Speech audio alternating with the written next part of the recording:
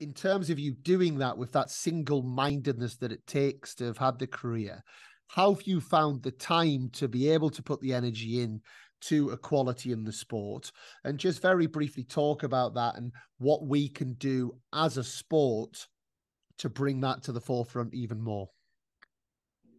Well, I probably also wasn't really aware of it until I started working with Amelie Mauresmo, and Yeah. also probably would have been guilty of some of the, the same sort of comments that, would have flown around like the men's locker room and stuff over the years as well. And, but never really, I didn't pay much attention to it, didn't think it was an issue.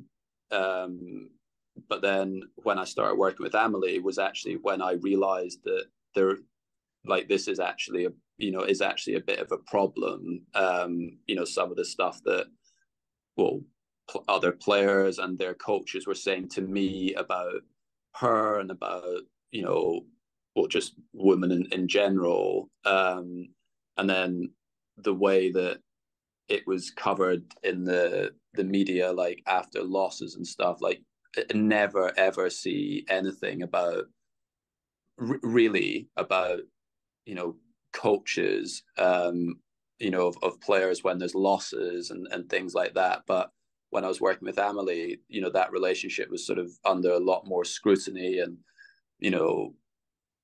I had it from my team as well, like after losses as well, that it was like, like she's not the right person for you or whatever. And it's like, well, why not? Like if I was working with a former number one in the world male player, like nobody would be questioning it. Yeah.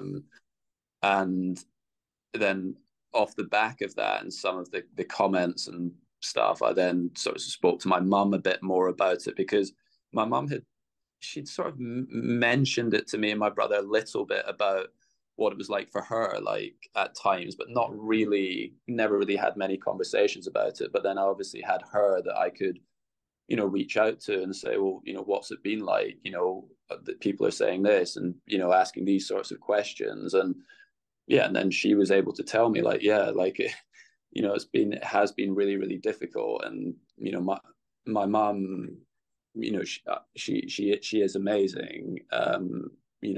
Everything that she's done for not just me and Jamie, but for British tennis, she's been incredible and is still doing today. But yeah, she's obviously had her challenges as well, and I was fortunate to have her as sort of someone I could really talk to about it. And I to be honest, once I became aware of it, I didn't feel like it was something that took up loads of energy. It was just something that once you became aware of it, it was like, when someone would make a comment in press or ask me a question about something, like one of them was around American tennis, like, whatever, not being great or something like that. And they've had like, Serena at the time who'd won like 20 odd Grand Slams. It's like, whoa, like hang on a second, like you're ignoring like the best tennis player of all time pretty much to that moment. And it just becomes once I became aware of it, I didn't feel like it took up much energy, and just felt like anytime I had the opportunity to support, or speak up for, women's tennis or the female coaches, like I've tried to do that. Brilliant. And you've done an amazing job on it.